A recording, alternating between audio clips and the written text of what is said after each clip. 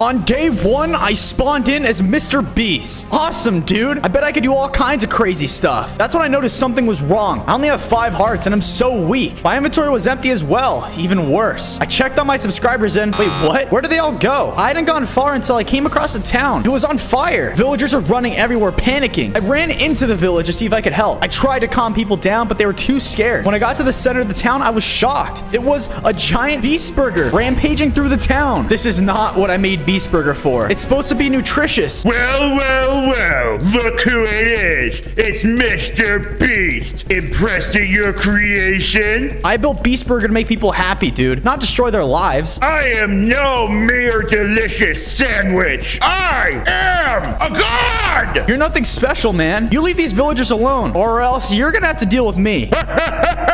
Look at you! No subs, no cash! You're washed up as my locally grown lettuce. Later, loser! I tried to get the burger to face me, but he just blew me off. Wow, what a jerk. On day 2, I woke up and got straight to work, building wooden tools to help me get started. I just finished my shovel when I heard an explosion coming from the town. Can't this place catch a break? I ran over and saw the streets being overrun by creepers. Oh man, I had to defend the town, and this time I had a sword. I swung at the beasts. I swung at all of them, driving them out of the town. Yeah, that's right. Get out of here, dude. Just then, the villager elder came back to the town. He looked upset. Hey, man, how's it going?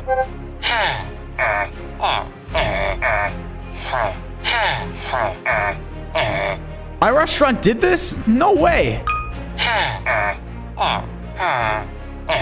Don't worry, elder. I'm MrBEAST, and I'll fix this. And once I do, I'll stop this killer burger, too.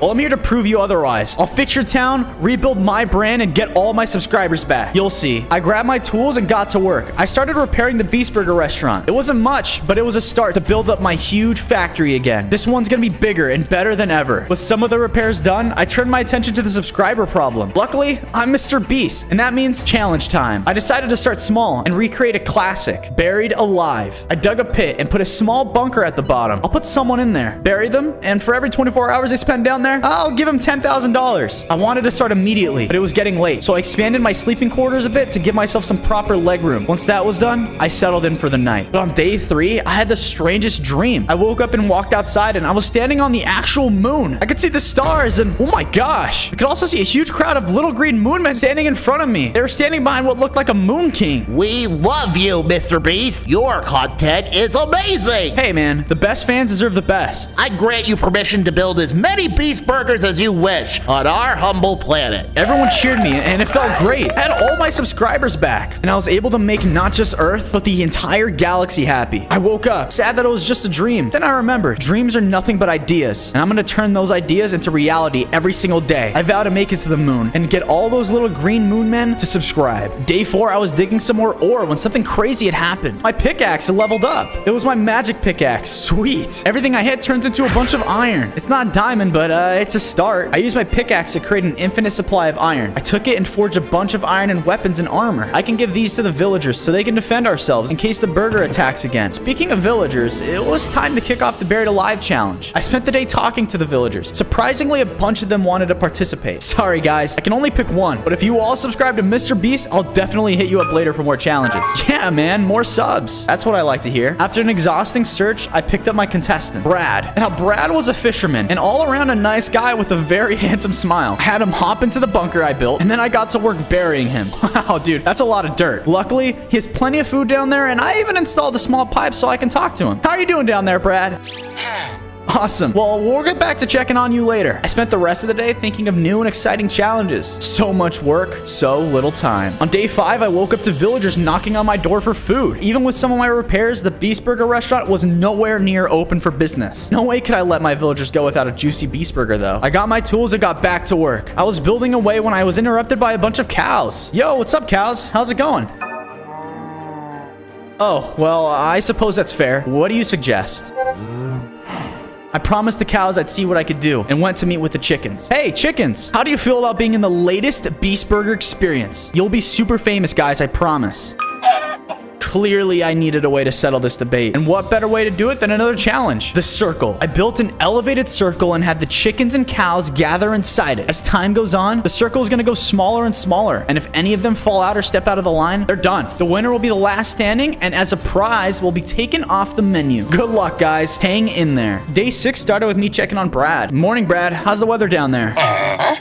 Awesome, man. Good to hear. Good luck, dude. I got back to work forging as many iron weapons as I could. I went around town handing out as many of my wares for free to any villager who wanted them. Here you guys go. A gift from me to help keep you guys safe. Just don't forget to subscribe, okay? The villagers were stoked, and they showered me with subs. As the count grew, I could feel myself growing stronger. I have 10 hearts now. Yes. With each subscriber, I get one step closer to defeating that evil burger. I also noticed that I had something weird in my inventory. A seed? Huh. I decided to plant the seed, gave it water, and waited. It was a tree. Okay, but wait a second. What's that? Is that money? What? It is. I have a money tree now. Well, you all wondered how I got it from, so here it is. I harvested the money. This will definitely come in handy. I was about to start working on my next challenge when all of a sudden, Chris spawned in.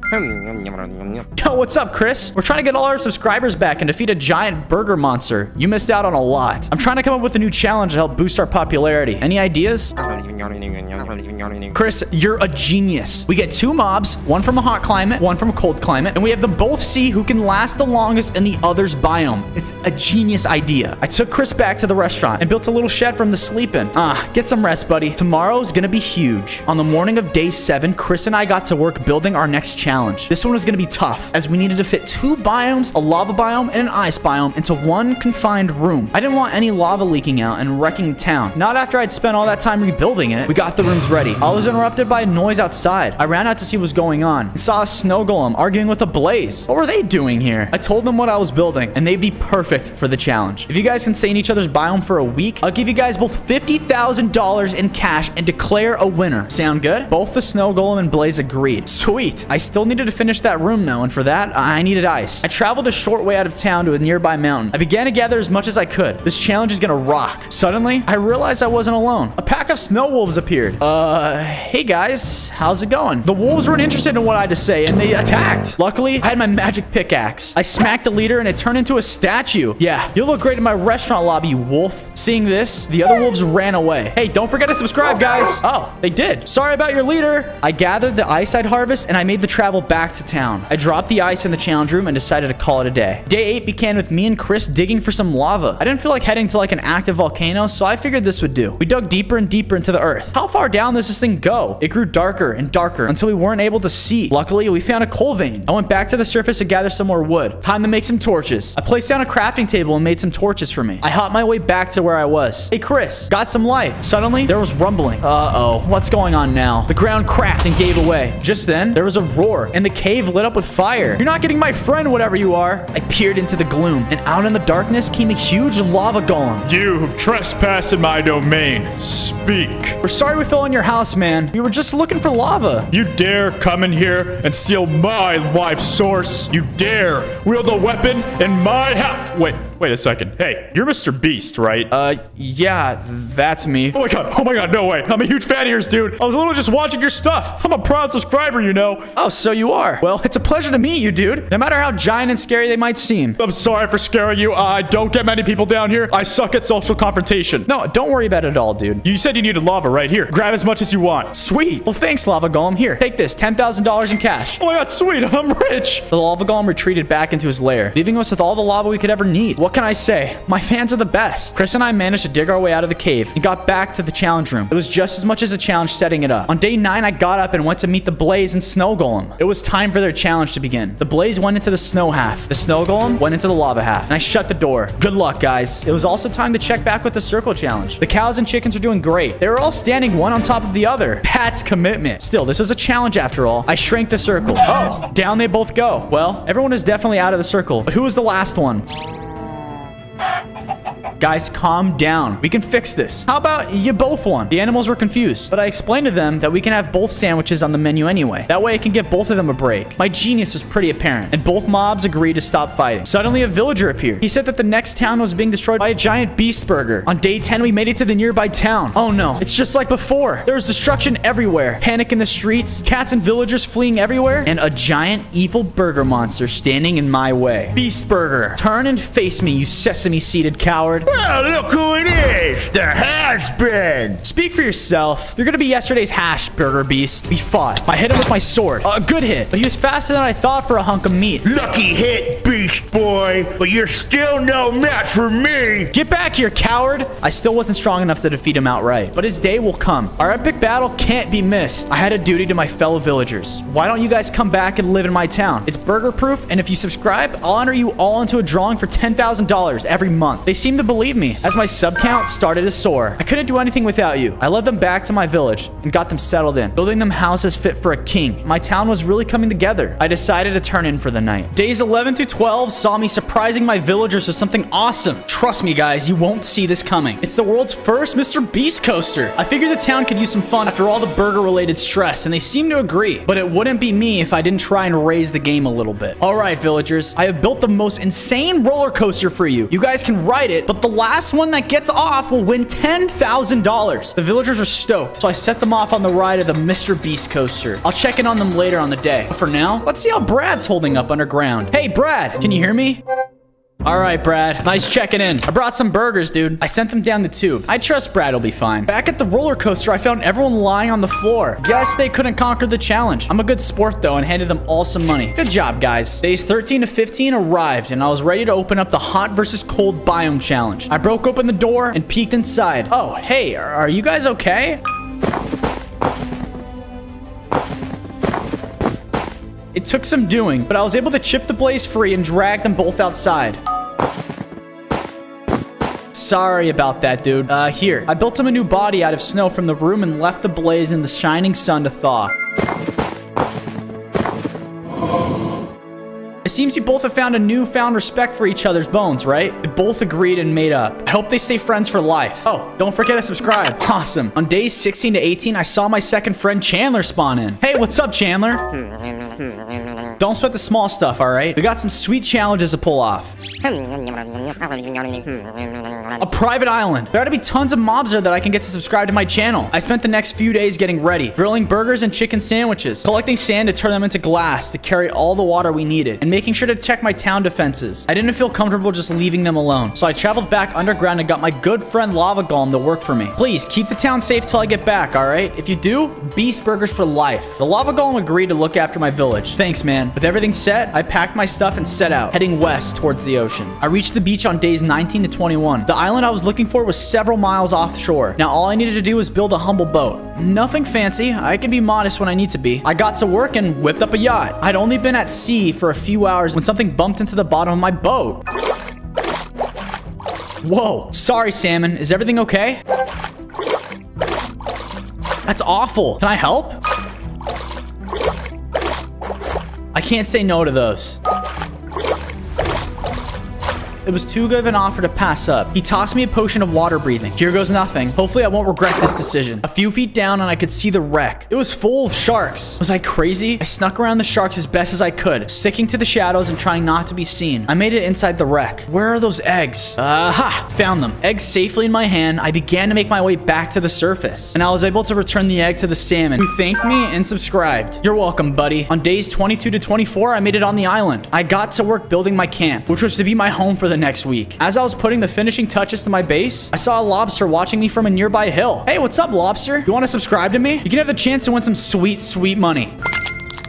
It was a turtle. Oh, hey, dude. I didn't see you there.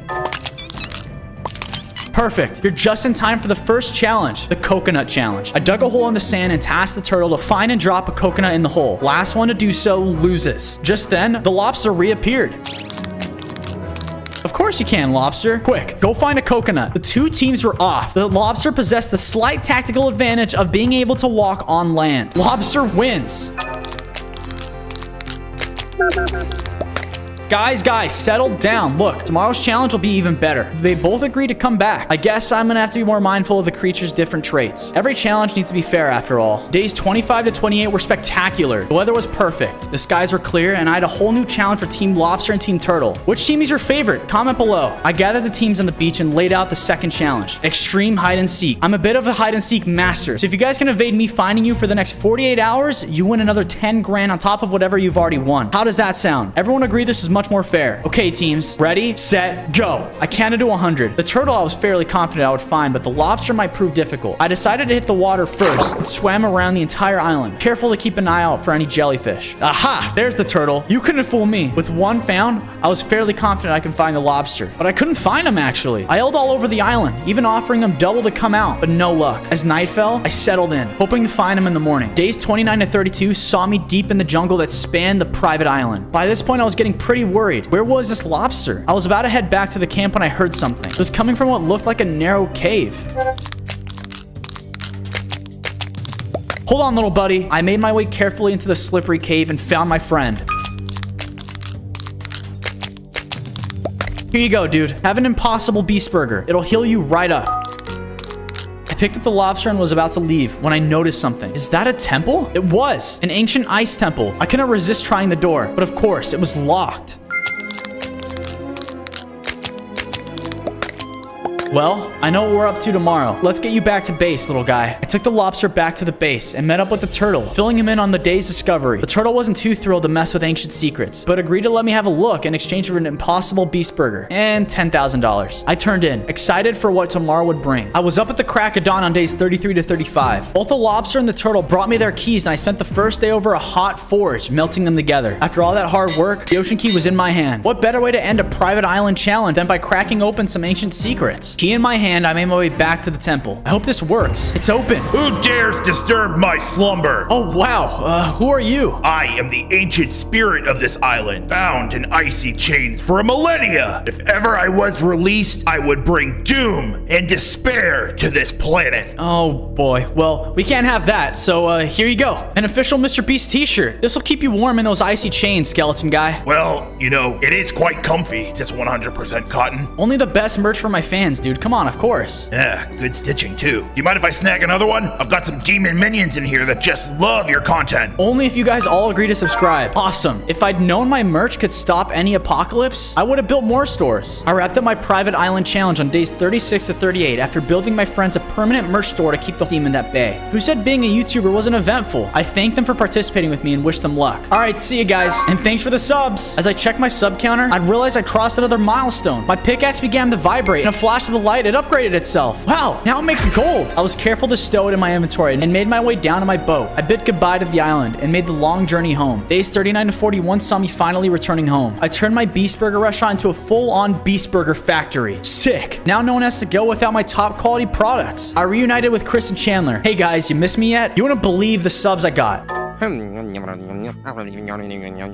don't trust it though. We better make sure all of our defenses are in order. Plus, I have a build that's gonna signal to the entire world that MrBEAST is back. I had the boys patrol the perimeter while I went looking for some wool. There were some sheep right outside town who looked promising, so I offered to build them their own field in our town, which they could help themselves in exchange for their wool. They agreed and followed me back, where I began dyeing their wool blue and pink for my next build. I was gonna create the biggest MrBEAST logo the world had ever seen. I was hoping to be done by days 42 to 44, but unfortunately, that's when our old foe decided to show its perfectly seasoned face back. About time you got back. Heard you were swimming with the fishes. Yeah, and I got all of them subbed, thank you. What do you want? I've come to offer you a little challenge. I heard you like those, Beast Boy. All right, a challenge? Bring it on then. If you and your cronies can survive 5 days at the top of a mountain, I'll leave you alone forever. Pinky swear. I never back down from a challenge. You're on, man. With this quest accepted, the Burger Beast left. I didn't fully trust him, but I figured it was a shot, so why not? Plus, there are bound to be even more subscribers up there. I gathered the boys, and we loaded up with some water, food, and gear. How hard can this be after all, right? On days 45 to 47, we traveled until we reached the base of the mountain. Jeez, it's huge. The path at the top would take a whole day, crisscrossing a bunch of treacherous paths and slippery ice climbs. One false move, and one of us would plummet to the bottom in a heartbeat. I led the way, picking my way carefully up this dangerous mountainside. Halfway up the mountain, we came across a suspension bridge. I don't know about this, guys. Chandler decided to go first. Thanks, dude. He was halfway across when he slipped on some ice and dropped his inventory. Great. There goes our food and water. At least you're okay, man. Luckily, the rest of the trail was bridge-free, and we made it to base camp. I used our remaining supplies to build a few small shelters for us to rest in. Hey, this isn't so bad. Still, we needed to figure out our food situation fast. Chandler, what are you doing? Are you on the phone?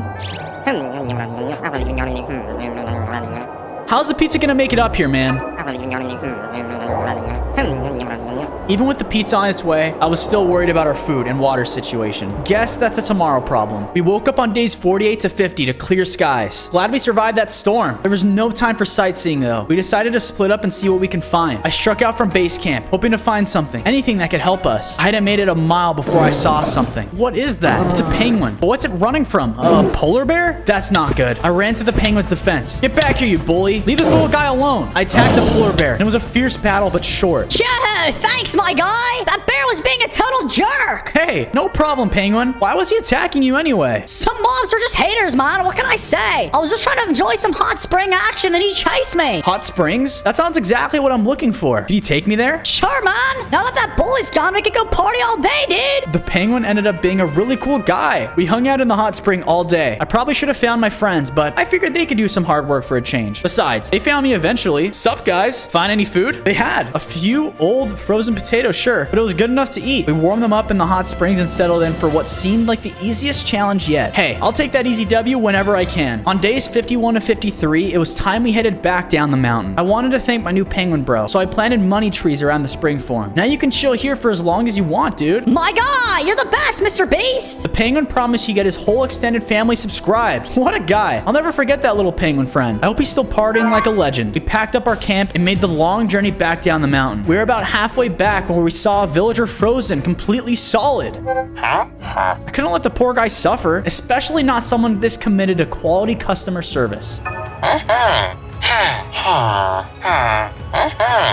I thanked the villager for the info and pie and set off back down the mountain as fast as I could. Days 54 to 56 saw us running to get back to our base. Come on, guys, just a little farther. Wait, what's that smell? It smells, awful. It was coming from a huge factory. It was pumping out creepers like crazy. Wait a second, is that a mob farm? Oh, I know who's behind this. MrBEAST, show yourself. Welcome back, loser. Enjoy your vacation. I knew I couldn't trust you. This has to end. With my army of mobs, your subscribers won't matter if I blow them sky high. You know what? I'm tired of fighting. It's time we raise the stakes. I challenge you, Beast Burger. Name your challenge. There's nothing a talking burger can't do. Ever heard of a little thing called Squid Games? Team versus team. Winner leaves forever. Easy. I accept. Prepare to be humiliated. My challenge accepted. It was time to get to work. Finally, on days 57 to 59, we set up and began our first of many grueling challenges. Begin your foolish squid game. My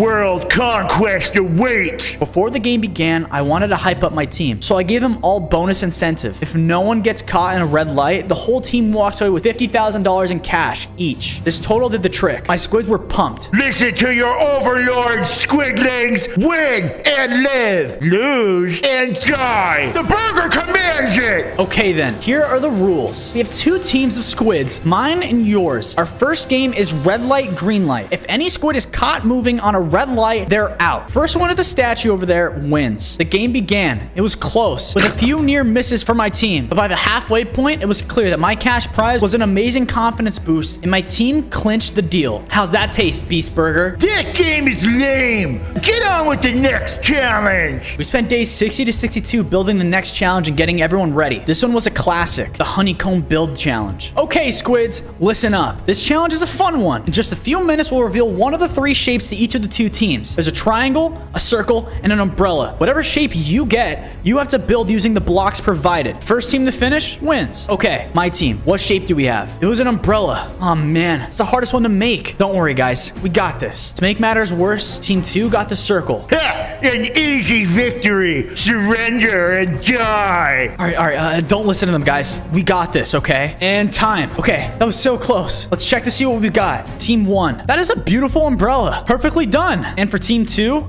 it's not really a circle. What do you mean? It clearly is. I don't know, man. Aren't circles round? But it's Minecraft. There aren't any curved lines. I didn't make the engine, man. Only the rules. And by those, team 1 wins again. On days 63 to 65, I was ready to take that overgrown roll down. 2 chairs? Is this it? Yup. In round 3, the rules are simple. Extreme musical chairs. Me versus you. Winner takes all. I shall enjoy crushing you, puny flesh bag. Bring it on, dude. Chandler took the second chair away. Start the music, Chris. This was it. The music started. Jeez, he was so fast. Don't sweat it, Mr. Beast. Think of the villagers, the subs. You got this. I won! No! Musical chairs? My greatest weakness! And that's game, set, and match, Burger. Which means get out of here! You will regret this, Mr. Beast! Remember the deal. Shut down your mob factory and don't come back. With the Burger Beast gone, the squids from both teams cheer. Hey, no worries, guys. Thanks so much for playing. Don't forget to subscribe to me for a chance to win $50,000 in the next week. That's more like it. I'm at 15 hearts now. Wait, my pickaxe is changing again. It transformed into a diamond pickaxe. Now, anything I hit is going to turn into diamonds. I think it's time for an upgrade. Days 66 to 68 were used to radically upgrade my town for the better. I tricked it out, reinforcing walls and adding a ton of riches to my already amazing town. The villagers were impressed too, especially after I reforged a bunch of diamond weapons and armor to equip with them. No one can mess with us now. I knew that even though he'd left, Burger Beast would never truly be defeated until I put him into the ground for good. That night, I looked up at the stars, wondering where my next subscribers could come from. That's when I remembered my dream. There's the moon. But how will I even get there? I needed something explosive. Very explosive.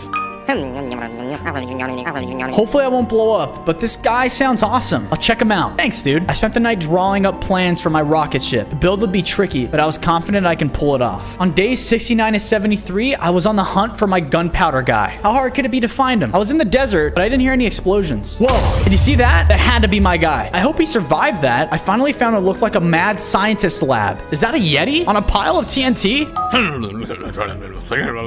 Hey, no need to do that, man. It's me, Mr. Beast. The TNT went off and the Yeti went flying. Oh my gosh, he hit the atmosphere. Where did he go? I told the scientist what I was up to. Of course, I listened carefully. So the gunpowder guy asked me to find his backup detonator. He said he dropped it in this cave. I wonder why he can't do it. Oh my, the whole cave is full of TNT. I had to be super careful here. If I so much as brushed one of the TNT crates, the whole cave would go off. I cautiously picked my way through the cave, holding my breath every time I had to pass by one of those crates. Easy, careful. Too close. Eventually, I found what I was looking for. The detonator. Score. Time to get out of. Oh no. A lit fuse. Go, go, go. Barely made it out before the cave exploded behind me. The whole cave is gone. At least my challenges never get that dangerous. With the detonator in my hand, I made my way back to the gunpowder guy. Dude, you almost got me killed. I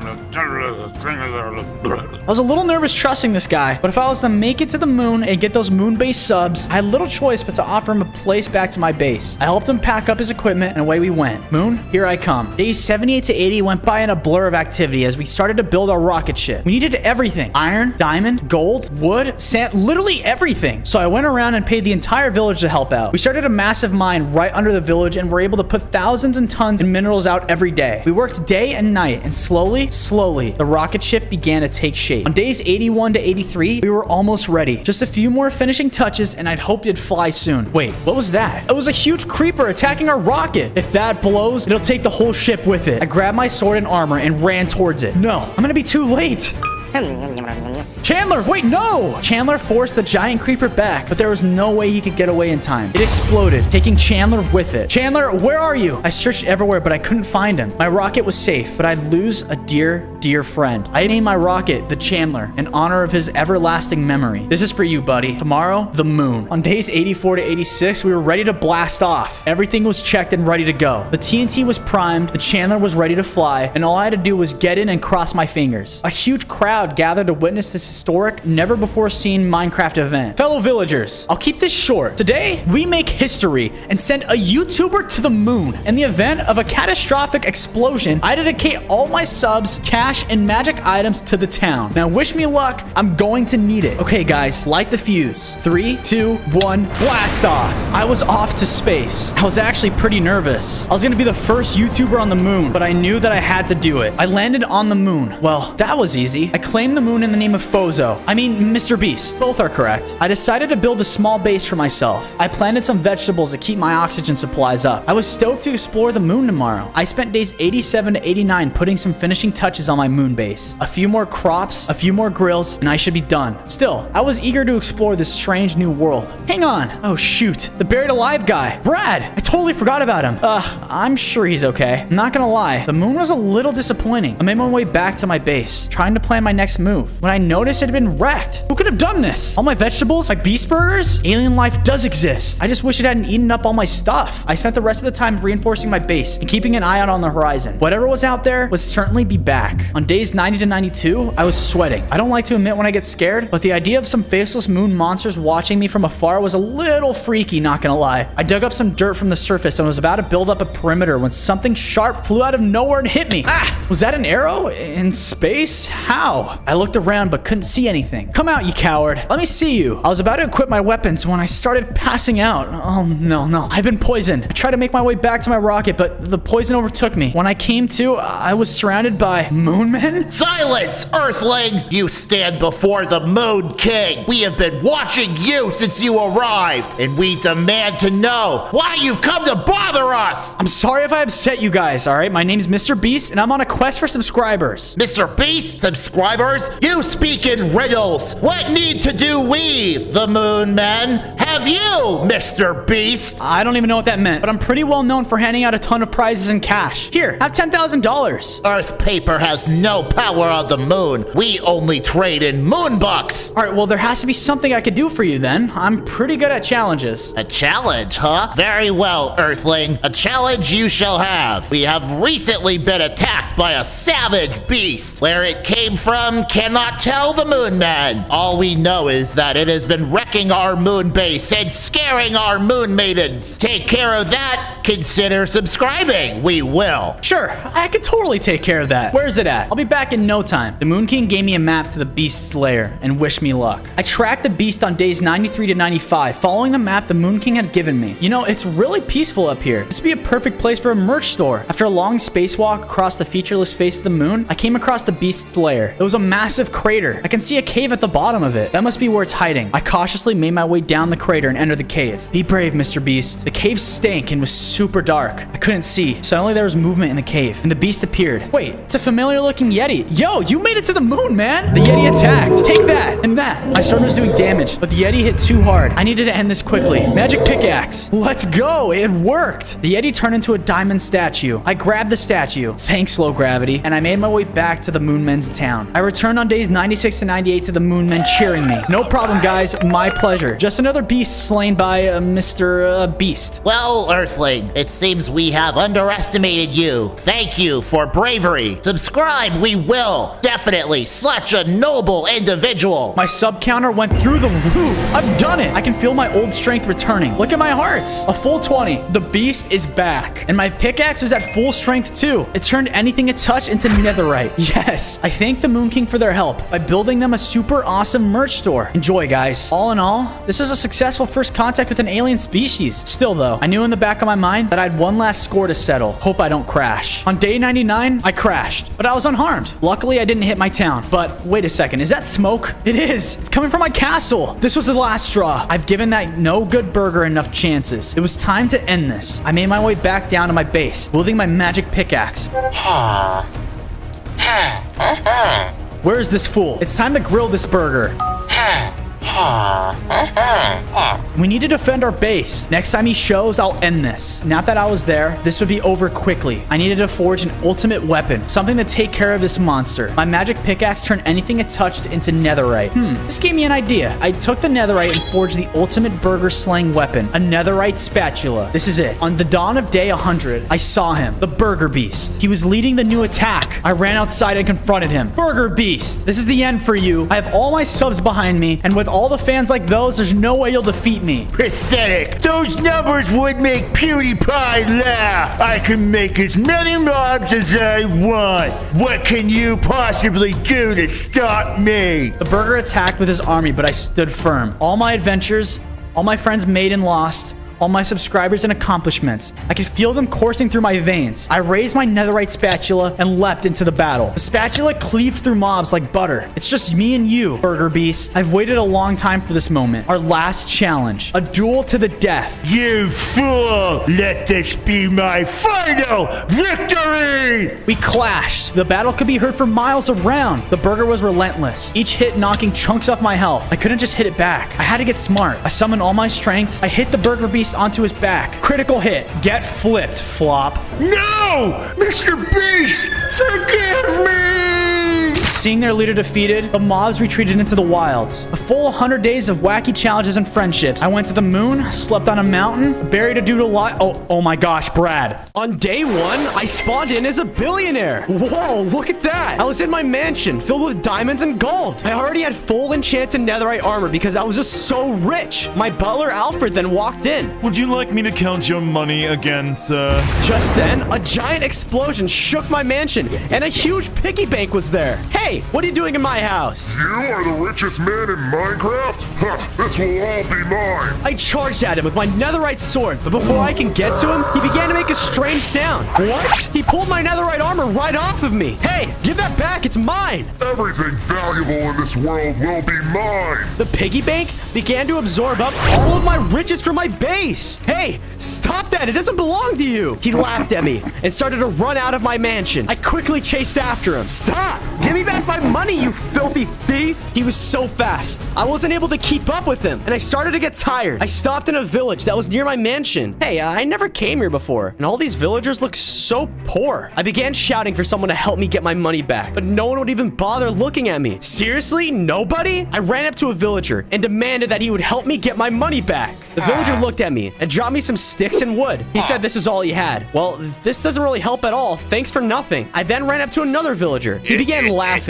Looks like you're just like us now, buddy. I'm not like you. I'm the richest person in Minecraft. Not anymore. How about if you help me, I'll help you. I was out of options, so I agreed to help the villager in return for whatever he promised me. The villager led me to his house in a forest biome. He directed me to a tree, and I saw a cat was stuck in it. Please save my dear Roger. He won't get down from that tree. Sure, no problem. I built my way up to Roger using some dirt, but when I reached the top, he just knocked me off. Hey, I'm trying to help you out here. I tried building my way up to Roger again, when suddenly I heard a loud scream. The villager's house was being attacked by a mob of pillagers. Forget the cat. Please save me. I crafted a wooden sword and battled the pillager mob. I took down a few of them, but the rest escaped. The villager thanked me for saving him and gave me a reward. Really? $4 for saving your life? I'll give you the rest once you save my dear Roger. Oh, okay. Thanks. I started to leave and told the villager that I'd save Roger once I come up with a better solution. As I left the forest, I saw a path of fire that was leading out of the forest. Huh, I wonder where this came from. On day 3, I passed by a miner trying to sell cobblestone. Wait, is cobblestone the only thing you're selling, mister? Yeah, cobblestone is all I have, and no one wants to buy it. What can I do, huh? Everything else is gone. Wait, what do you mean everything else is gone? I used to go to a cave that was filled with diamonds, iron, and gold. It was my moneymaker. But one day when I came back, the only thing left in the cave was stone. This must have been the piggy bank's doing. I guess that means I can't get any upgrades through mining. Listen, I'll take some of that cobblestone off of your hands because I need some anyway. Really? Oh, thank you. You're too kind. I gave the miner $2 and used some of the cobblestone to craft some stone tools. I made my way back toward the village and found a nice spot close by. I began to construct a home using the miner's cobblestone. It really wasn't much, but I knew eventually I would upgrade it to suit my life. I used my leftover cobblestone to make some furnaces and crafted a few chests with my spare wood. It was getting late though, so I decided to go to sleep for the night. On day 4, I had a crazy dream. I was in some kind of barren wasteland, but on a giant pile of gold and diamonds was the piggy bank who robbed me. Hey, where is all my money? You're standing on it, along with all the other valuables in Minecraft. Well, I'm gonna stop you. You won't get away with this. You didn't try to stop me before. You only care now because it's your money.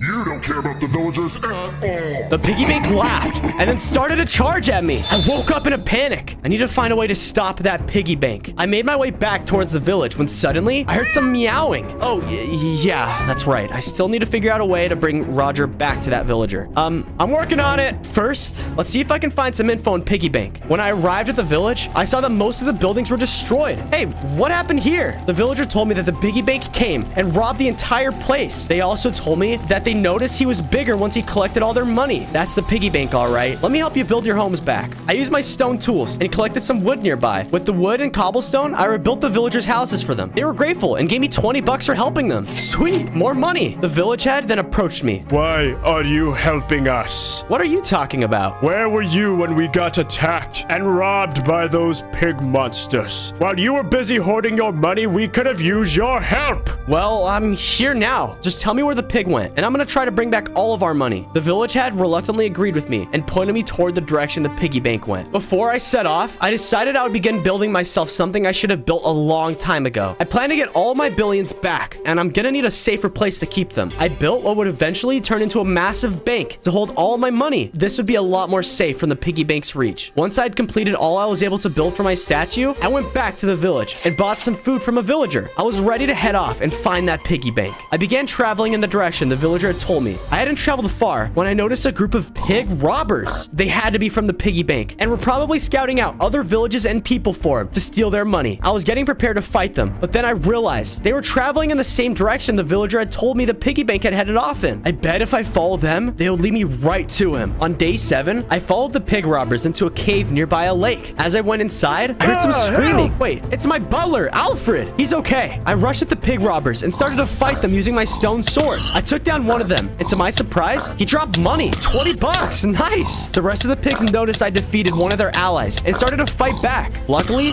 they didn't deal a ton of damage, and I was able to take the rest of them down. After taking them all out, I realized that I had 100 bucks. Suddenly, I transformed. I was 100 air again. I finally reached Alfred, and he was trapped in a cage. Don't worry, old friend. I'll get you out of here. You can't, Sir Fozo. It's locked. I tried to use my sword and pickaxe to break the lock, but it was no use. It looks like I'm gonna need another way. Stay cozy, Alfred. I'll get you out as soon as I can. Please, do hurry. I left the cave and headed back to my base. Hopefully with the money I collected, I would be able to buy something to free Alfred. I was traveling back toward the village to see if anyone knew a way I can get Alfred out of the cage. Suddenly, I came across an outpost that was totally on fire. I rushed in to see what was going on, but everyone was running around in panic. Hey, what happened here? Why is everything destroyed? No one even listened to me. They were panicked to get out of the village. I finally was able to talk to a villager and asked him if the piggy bank was responsible for this.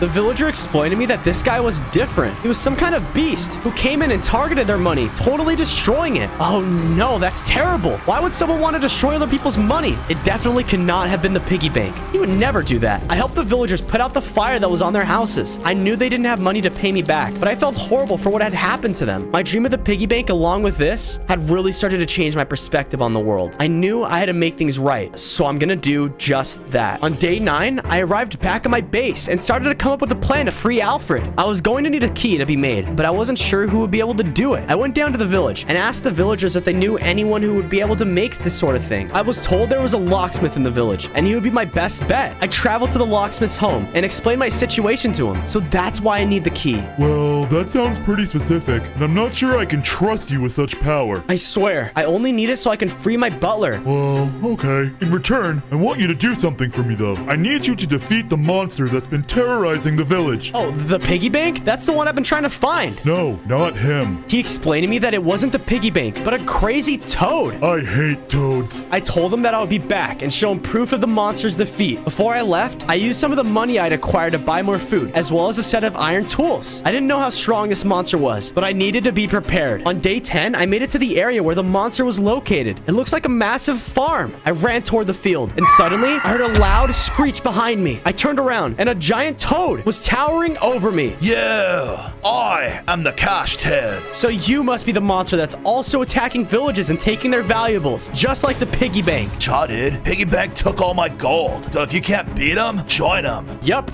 you're going down now. The cash toad charged and rammed me, taking out a few of my hearts. He leapt in the air, and when he landed, I was knocked back. Oh, this guy's tough. I dodged around his attacks and hit him with my sword, but it seemed like he had a ton of health. I tried to run, but when I did, he grabbed me with his tongue and pulled me back over. I had no choice but to fight back. Eventually, I had him low on health, and he stopped attacking. The toad was defeated, and he dropped the toad eye. Perfect. Now I have the proof I need for the locksmith. I started to make my way toward the village to give the eye to the locksmith. I returned to the village and went directly to the locksmith to show him proof that I'd slain the monster. I handed him the toad's eye. The locksmith was so happy with what I had done. He quickly crafted me the key for Alfred. You didn't get this from me, and I'm not responsible for your actions when you use it. Once again, I just want to free my friend. I thanked him and set off toward the cave to free Alfred. Once I arrived, I quickly made my way inside. I saw the robber pigs were on high alert this time. They must be expecting a second attempt to free him. I wanted to fight them off, but there were more than when I originally came. I didn't know if I would be able to take them all out. Luckily, I heard the piggy bank calling to them. Man, go and find me another village to steal from. I hid and made sure not to be spotted as the robber pigs left the cave. Once they were all gone, I made my way to Alfred. Oh, Sir Fozo, I knew you would return. Shh, Alfred, we need to get out of here fast. I unlocked the cage and we hightailed it out of there. On days 13 to 14, Alfred and I were traveling back out to our base when we heard a massive explosion nearby. We had to go and investigate what was going on. We saw a city being attacked by some kind of fire beast. This must be the monster that villager was referring to. We watched as the monster destroyed all of the villagers' gold. This guy wasn't kidding. He just wants to destroy everyone else's money. There's no way Alfred and I were going to be able to take this guy on. He looked way more powerful than us. We felt bad, but we had to continue home. We got back to base, and Alfred was so thankful that I saved him. Thank you so much, Fozo. I can't believe you were willing to rescue me. Of course, Alfred. You've always been a dear friend to me, despite the way I treated you when I was a billionaire. Now we're equals, and I'll always make sure it stays that way. I got to work making Alfred a place to sleep right next to my base. It wasn't much, but it was better than sleeping outside. Fozo, you are so kind. No problem, Alfred. After that, I got to upgrading my house. If I wanted to be a billionaire again, I couldn't just live in a shed. It was a long day, so we went to sleep for the night. The next day, I went over to Alfred's house to talk to him about the piggy bank. That stupid pig is taking everyone's money and hogging it for himself. I'm sorry to say this, sir, but I don't really see a difference between you and him. Excuse me? When the poor villagers needed money to keep their place from falling apart, you simply brushed them off, not even willing to share a little of your vast amount of gold. Well, that's about to change. I never truly understood how much I let my greed get in the way of helping people. Until now, I continued working on my bank. As I was building it, I wanted to make sure it was big enough to hold all the villagers' money as well. They deserved a place to put their money where it would be safe. I finished my upgrades and told the villagers that they can put their money here, but they just laughed and ignored me. Come on, guys. If you put your money here, you won't have to worry about piggy bank taking it anymore. The villagers walked away from me. I guess Alfred's right. They think I'm just as bad as that monster himself. I'm gonna have to prove to them that I've changed. On days 17 to 18, I woke up, and when I stepped outside of my base, there was some kind of strange person standing there. Can I help you? I heard you like making money. Yeah, I love making money. I used to be very wealthy and... If you want to start making some real money, you should follow this map. You can become unbelievably rich. A mysterious person threw me a map. If I were you, I would not tell anyone about it. I picked up the map, and when I looked up, he was gone. Sir, who are you talking to? No one. I have to go. I rushed off to follow the map. I figured this was my best chance to get my money back. I was about halfway to the location when suddenly the piggy bank jumped out to surprise me. I thought I took all your money. What is this I hear about you having some more now? I told you, I'm gonna get my money back and stop you. Yeah, we'll see about that. He began to attack me, and I tried to fight back, but then I realized every time he hit me, I was losing money. No, I can't let him get any more. I had to flee. I wasn't willing to risk him getting all my money again. I ran as fast as I could, and eventually, I lost him in the forest. I arrived at the location on the map, and it led me to what looked like a pirate ship docked at a beach. I made my way up to the ship and found there was gold and diamonds all over the place. Whoa, whoever owns this boat must be loaded. Yar, you like what you see? Yeah, I do. I was told to come here if I wanted to make some serious money. Yar, you heard correctly. Captain Varkin's me name and gold's me game. I be the richest pirate in all of the 7 seas. Captain Varkin told me that if I wanted to make some big money, to go find his buried treasure on Doubloon Island. I can't remember where I buried it, but if you find me crew, you will find the loot. I sent him looking for it days ago. Here's a wee protection for your troubles. He gave me a flintlock pistol, some ammo, and a map to Doubloon Island. Cool, a new weapon. I wonder how much this can go for. Best of luck, matey. I left Captain Varkin's ship and started my journey toward Doubloon Island. On days 21 to 23, I followed the map as far as I could before realizing I was gonna have to craft a boat to travel the rest of the way. I began to chop down a tree and use some of the wood to make a crafting table. I then crafted a boat and began following the map toward the island. And look at that, there it is, the island. I arrived just as the sun was starting to rise. It looked absolutely beautiful. Once on the island, the map ended and Captain Varkin told me he wasn't sure where his crew had buried it. I began to search, and right as I was giving up hope,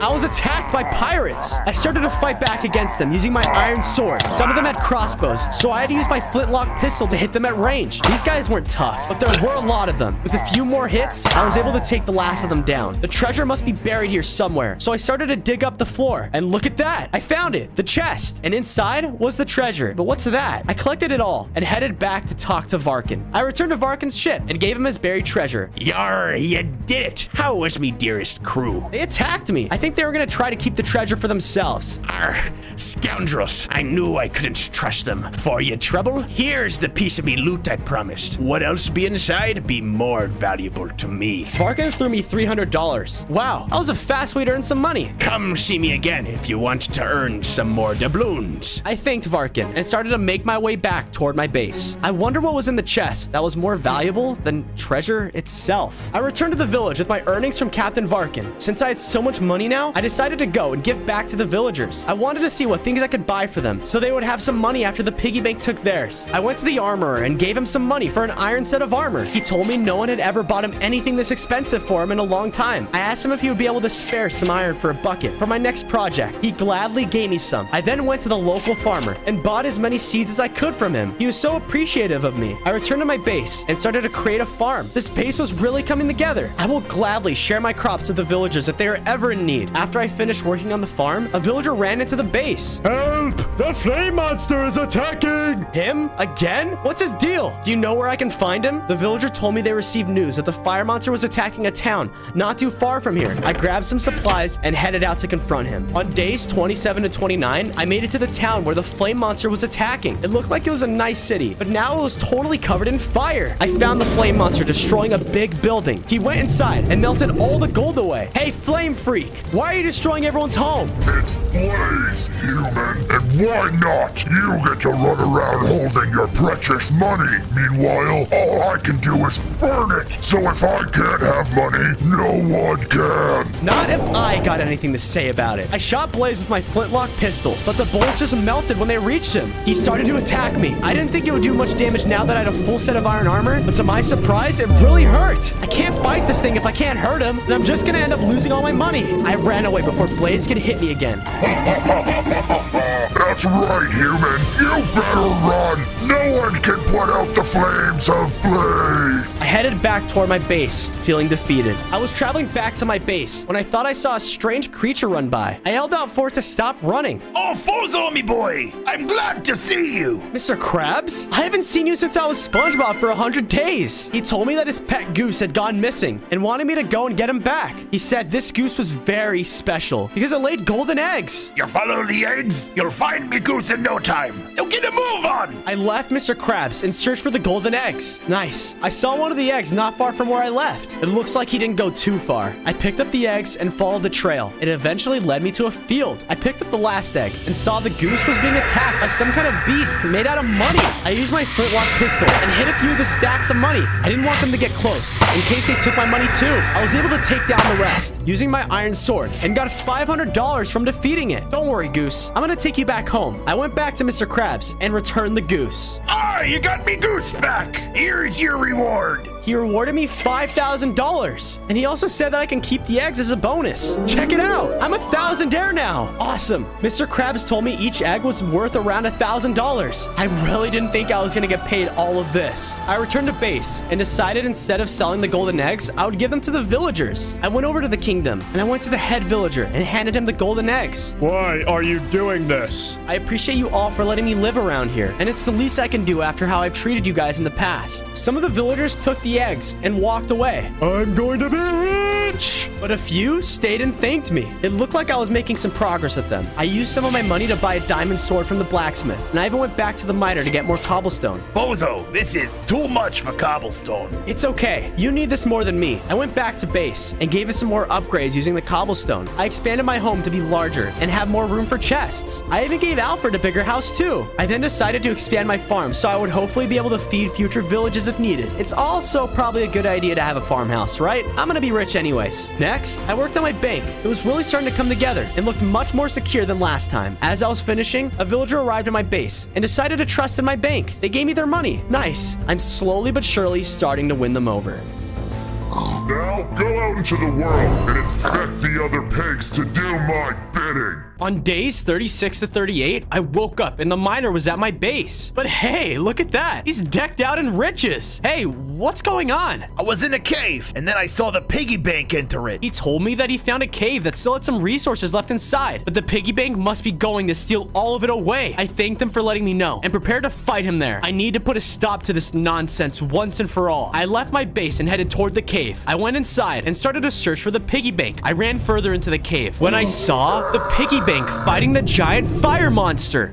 Stay out of my way, boys. He began to charge at him and hit him a few times. No, if I can't have money, that means you can't either, piggy bank. He shot the piggy bank with a fire blast. This is great. With my diamond sword, I can get 2 birds with 1 stone. I charged in to attack, but they saw me before I could do anything. They both attacked me at the same time, almost taking all of my hearts away. Get lost, Bozo. You're not even worth our time. The two continue to fight each other. Dang it. I'm still not strong enough to take either of them on. I need to go see Captain Varkin to make more money and upgrade my gear. I left the cave and headed toward Captain Varkin's ship. While I was traveling, I spotted a group of golden pigs. There's only one thing that they could be working for. I watched as the golden pigs ran up to a group of regular pigs and attacked them. When they attacked, the pigs also turned golden. It must be some sort of infection. The pigs noticed me and they began to charge me. Get away! I used my diamond swords and took down some of the golden pigs. They hit me a few times, but luckily they weren't much stronger than the robber pigs. I was able to take them down and collected $2,000 from them. Wow, I really gotta find more of these golden pigs. There are a few pigs that had been unaffected by them. I gave them the coordinates of my base and told them that they would be safer there. The pigs thanked me. I continued toward Captain Varkin's ship, and when I arrived, he was rummaging through a treasure chest. Oh, me boy, I didn't see you there. Don't mind me. Captain Varkin, the other day you said there was something more valuable in the treasure. What are you hiding from me? The captain looked embarrassed, and he finally decided to tell me what was actually inside the chest. I followed him in another room, and that is where he explained everything. There be a legend, matey. The legend of the ancient money tree. Money tree? Arg, for eons, this be spreaded as a myth, but I never believed it. I knew this tree existed. Whoever possesses such sapling will have infinite money. Infinite money? Captain, that is insane. What can I do to help get this? Help, boyo. This be my quest. Enough of that. Let's get back on topic. I decided to listen to Captain Varkin, so I told him about the piggy bank and the fire monster. They were more of a now problem either way. Pig? Never heard of him. Well, your next quest is to defeat the flame monster. His name be Blaze. He keeps getting in me way, burning the gold I find. You need to keep him away if you want to keep getting quests. Defeat him? But how am I going to be able to do that? Captain Varkin gave me a map that led to an ice temple. He said inside the temple is said to be an ancient ice bow that might be able to penetrate his flames. Varkin also gave me the location of Blaze's base and told me that the bow would definitely halt Blaze's movement. Awesome. I really could use some more money. I thanked Varkin and set off. On days 42 to 44, I returned to base and told Alfred about Captain Varkin and the quest he had given me to defeat Blaze. When I arrived, to my surprise, Alfred looked totally different. Yes, sir, the drip is real. I decided to start spending some of the money. We're all looking lit now. I looked around and noticed everyone was really starting to spoil themselves. I started to tell him about my quest to kill Blaze from Varkin. Are you sure you can trust this Varkin, sir? He is a pirate, and pirates are notoriously known for betrayal. I have to, Alfred. Most of the money we've made is thanks to him, and he's given us a ton. I'm still not sure about this, Bozo. You should be careful around him. What do you know, Alfred? You haven't even met the guy. Nor would I really like to, but do as you wish, sir. Alfred went back into his base. Varkin seemed like a great guy, and he was definitely the fastest way I could make money. I had no reason not to trust him, right? I left the base and headed down to the village. I wanted to gear up before traveling to the temple. I went to the armor and used some of my money to buy diamond pants and diamond boots. It was all I could afford right now, but I knew I would have to make more money soon to complete my set. Before I left, I expanded my farm to include a pen for the pigs. Hopefully this way they'll be safe from the golden pig infection. I said goodbye to Alfred and set off following the map that Varkin had given me. I went into the ice biome where Captain Varkin said the ice bow was and began looking for the temple. I ventured further and came across a massive structure. This must be the ancient temple. I went inside and saw across statues holding different objects. Finally, I found a statue holding a bow. This must be it. Suddenly, ice monsters came from behind the statue. I pulled out my diamond sword and attacked the ice monster. One of the ice monsters rushed at me and exploded. Luckily, it didn't hurt me that bad with my armor upgrades. I used my flintlock pistol and was able to take down the rest of them. I approached the statue and noticed that the bow was frozen. I can't destroy the statue. I might destroy the bow. Instead, I pulled out my crafting table and made some flint and steel. This should melt the ice bow right off. I freed the ice bow from the statue and left for Captain Varkin's ship. I arrived back at the ship and showed him the ice bow. He was very excited and told me the coordinates to Blaze's base. If ye can slow down or defeat that blasted Blaze, I'll give ye a huge reward. I left Varkin's ship and began to travel to Blaze's base to try and take him down for the reward. On days 47 to 50, I made it to the coordinates that Varkin had given me. To my surprise, Blaze's base was inside of a volcano. This thing was massive. No wonder this guy's made of fire. I looked around the base to try and find Blaze, but he was nowhere to be seen. He must be out. Dang, I really wanted to put an end to him once and for all. Time to put this ice bow to use. I shot around the base since it was covered in fire. The ice arrows instantly turned the ground to ice. Wow, this ice bow is incredibly effective. I wish I had this on my first run with him. Suddenly,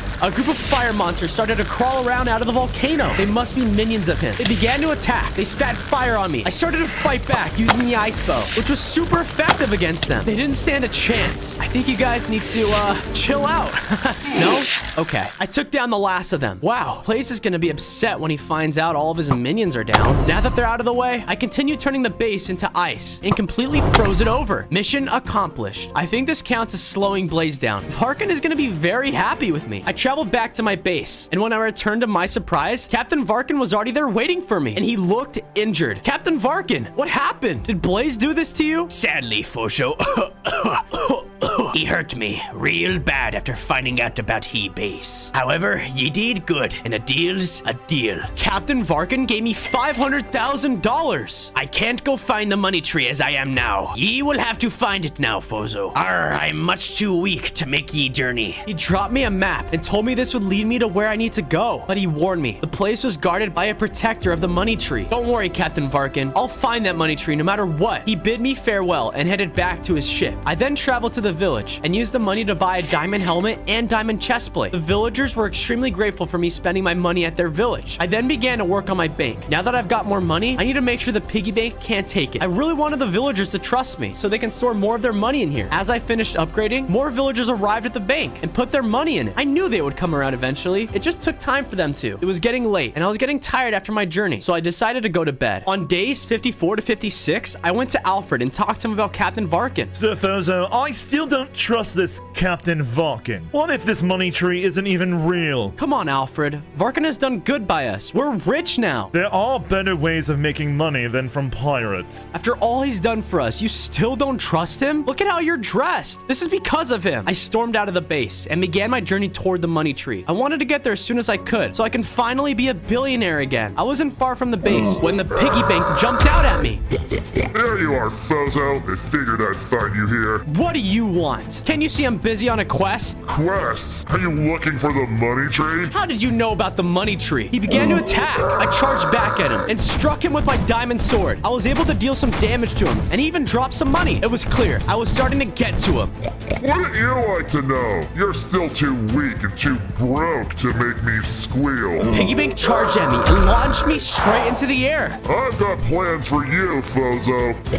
Yay, plans. I crash landed inside a coliseum and I managed to find myself in the middle of a gladiator battle. A gladiator knight approached me and told me that whoever won this battle would win a reward and be the king's new champion. Reward? I'm in. I used my ice bow and started to take out the gladiators who tried to attack me. It was clear I was much more powerful than they were. Their attacks barely even hurt. More gladiators showed up and I took them down. This is so easy. Who's next? Suddenly, a giant skeleton gladiator entered the Colosseum. Oh, that is not gonna be easy. The giant gladiator hit me and took a few of my hearts away. Wow, this guy hits hard. I gotta stay away from his swords. I dodged the gladiator's sword swings and shot him with my ice bow. I then hit him with my flintlock pistol and finally was able to take him out. The crowd cheered for me for winning the battle. I couldn't wait for my reward. Suddenly, some knights showed up. Seize him! The knights rushed at me. I decided it was best to surrender instead of fighting back. On days 60 to 62, I was taken from the arena and brought to the king's throne room. I thought I was fighting to be his champion. Why is he arresting me like this? Champion, please rise. Oh, I guess I am the champion. You have defeated all the greatest warriors in the land. We need you to protect us from Blaze the Destroyer. He is constantly attacking us and burning our riches. Well, sir, you found the right guy. I'm after him as well, actually. Where do you think we can find him? I am back to destroy all the king's gold. Well, I think that answered your question. Blaze was attacking the city. Now is my chance to get him. I rushed down to the courtyard. Hey, stop right there. You again? I thought I told you to stay out of my way. He rushed at me and attacked, but it did way less damage thanks to my diamond armor. I fought back using my sword and can tell I was really starting to weaken him, and I pulled out my ice bow to finish him. I stopped for a second and realized there was a way I can help him. I shot my ice bow at his skin and turned it into ice. What have you done? I turned your body icy cold. Now you'll be able to touch things without burning it. Blaze ran toward a house, and it didn't light on fire. Boza, thank you so much. You have saved me. He ran off, cheering. I returned to the king, and he gave me $100 million. He thanked me for saving his kingdom. Look at that. I'm a millionaire again. The money tree could wait. I had to head home to share this with Alfred and the villagers. On days 63 to 65, I arrived back at my base and noticed Alfred was even more decked out. He turned his entire house into gold blocks. Alfred, what the heck? I thought the point was to share the wealth. Well, of course it is, sir. Check out the village. I went over, and all of the villagers' houses were also made out of gold blocks. Alfred was sure spreading around all my wealth. Alfred, that's amazing. I traveled down to the villagers, and all of them were excited to see me. I started to distribute some of the king's money, and everyone was so thankful. Don't sweat it. I returned to Alfred and told him how I got rid of Blaze. Wonderful news. Glad it all worked out. Now I need to find that money tree before the piggy bank does, or else he'll be unstoppable. Sounds serious. I think you should go after it. I thanked Alfred for changing his mind and headed off to follow the map that Varkin had given me. On the map, there are specific instructions regarding a large area of water that needed to be traveled. I didn't think my rowboat would be fast enough or be able to withstand the strong tides. I made my way to a large fishing village and asked around if anyone had a boat. When the fisherman asked what I needed it for, he laughed in my face. Idiot. No one believed in the money tree, and they told me it was just a legend. Many had died trying to find it, but I knew Captain Varkin wasn't crazy. It had to be real. Finally, I found a man willing to charter for me. You're crazy, but I'll do it for a large amount of money. I told the fisherman we had a deal, and we set sail, following the map to the legendary island. The map seemed to have us going in circles, but eventually we came across a massive island. That had to be the place. Well, many have made it this far. Let's see if you'll make it back. I was worried. Varkin had told me about a legendary beast that guarded the money tree. I made my way up to the top of the stairs. Sup, dude? I'm the cash cow. Ah! There was a cow at the top of the stairs. He wasn't any ordinary cow, though. He was standing on 2 legs and speaking to me. You here for a money tree? What's like your deal, man?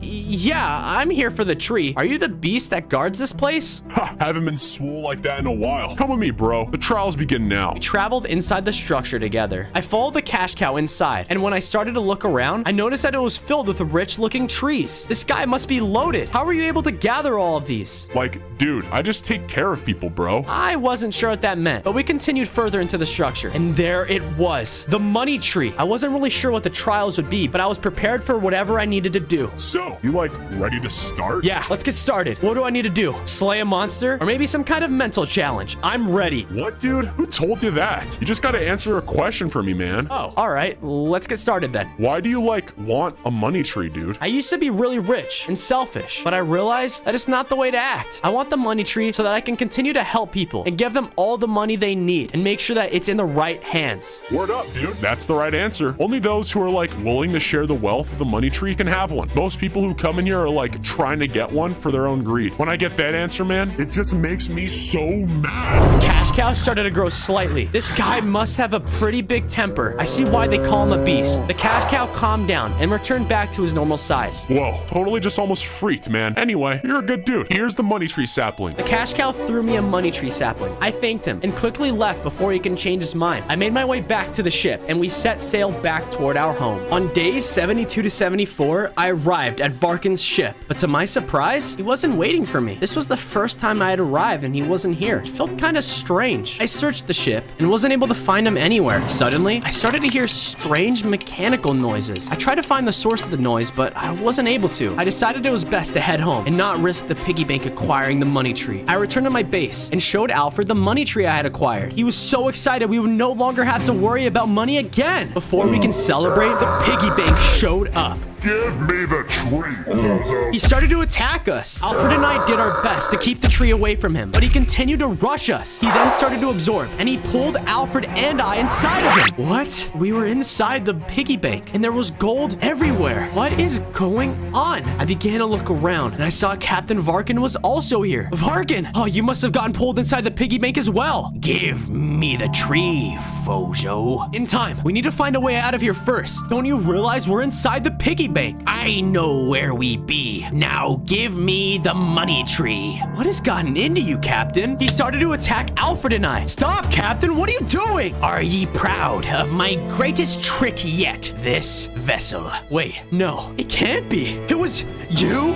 The entire time? Throughout all me life, I have always been seen as a ghastly pirate. No one ever viewed me as a great one. As I looked around at all the billionaires and all me failures, it finally led me to madness. Till I stumbled across the spooky cavern and found this maroon creation. But I knew 'twould lead me to become the richest person in the world. I knew the money tree existed. However, I needed someone to go and get it for me. Who do you think the hooded man was who told you to come after me? Do you really think I got injured by Blaze? Everything was set up from the beginning, Fozo. And here we be. The only thing in me way now be ye. Varkin continued to attack us, and he was extremely strong. I was starting to lose my heart. I tried to fight back as best as I could. You need to get out of here, Fozo. I will hold him off. Alfred started to fight back against Varkin, but I couldn't leave him here alone. I tried my best, but he struck Alfred, and he fell to the ground. You have always been great, sir.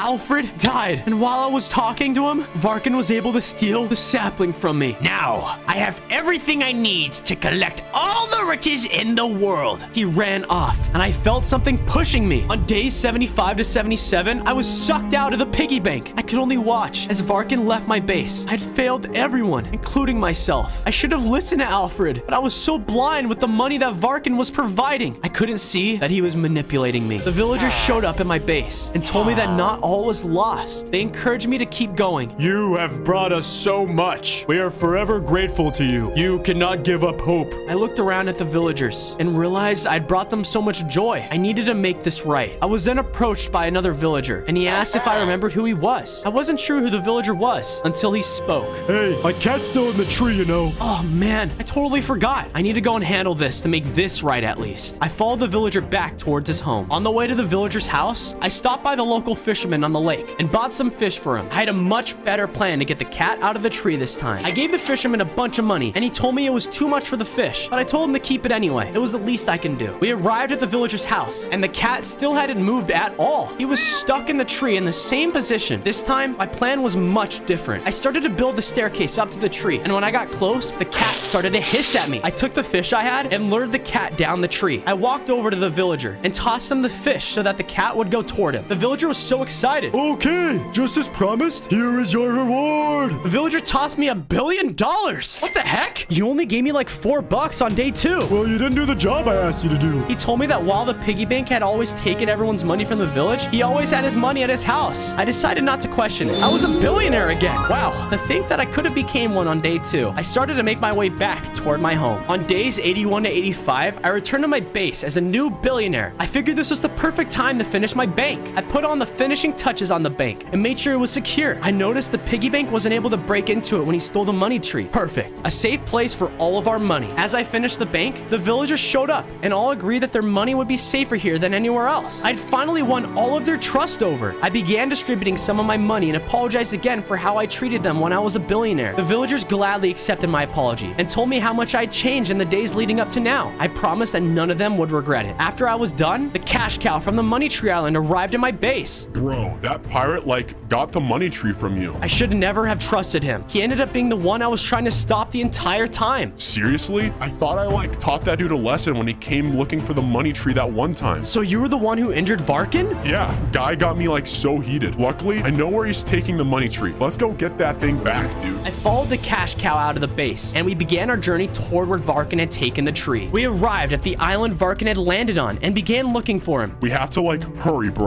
It's only a matter of time before he, like, has infinite money. As we were searching the island, we were attacked by a group of golden pigs. They must be here to protect Varkin while he finds a place for his money tree. We started to fight back against them. Luckily, they weren't very tough, and the cash cow grew to his monstrous size and started to take out a ton. Wow, this guy seriously is the beast. Greed just, like, gets me so mad, dude. The cash cow spotted Varkin's ship and told me he had a plan to slow him down after we got his sapling back. I brought a bunch of TNT, and that dude won't know what hit him. We headed onto the ship and set up all the TNT the cash cow had brought. We made sure to place it all on the boat so that we could blow it up, and he would have to find another way back. Once all the TNT was set, we stepped back and lit it off. We watched as the ship exploded into a million pieces. He definitely heard that, but he won't know what it was. The cash cow told me to follow him because he could sense where the sapling was. Bad news though, we were going to have to face Varkin. On days 91 and 94, the cash cow led me deeper into the forest on the island and told me we were getting closer to the sapling. Eventually, we came across a clearing in the forest, and in the middle was the sapling. The cash cow told me to be careful and grab the tree while he kept watch. I ran up to the sapling and grabbed it. We had it back. It was now just time to escape. As we were getting ready to leave, Varkin showed up in his piggy bank. Where do you reckon you're going with me doubloons tree? Get out of here, bro. I will, like, totally hold him off. The cash cow grew and began to fight with Varkin. The battle looked intense, and I wasn't sure if the cash cow could take him on alone, but I did as I was told. I ran out of the forest as fast as I could and got to the boat we arrived in. A few moments later, the cash cow came running out of the forest. Let's go, dude. I slowed him down. We set sail towards our base and looked back to see Varkin coming out of the forest. He stopped and noticed his ship was destroyed. Ye will pay for this. I will get ye in the money tree. On days 95 to 99, the cash cow and I arrived back at the base after we escaped Varkin. I created a nice area in the center of the village for the money tree to stay. This way, any villager would have access to it if they ever needed money. I placed a sapling right in the middle. Suddenly, the ground shaked and the sapling started growing into the money tree. The villagers gathered around the tree and looked at it with awe and admiration. I had given them everything they needed, but Varkin needs to be dealt with for good. I started to rally the villagers and convince them that they needed to prepare for battle. The villagers were scared, but they knew they had to fight back against Varkin. I traveled to the king's castle and bought as much diamond armor and weapons as I could carry. I then returned home and began distributing the weapons and armor to the villagers. I turned around and saw Blaze was arriving at my base. Don't worry, everyone. He can't burn our money anymore. What are you doing here? I came to fight alongside you. I owe you everything after you took away my curse. The piggy bank must be stopped. I thanked Blaze for coming back to fight with us. I then realized it was getting late and went to sleep for the night. This was it.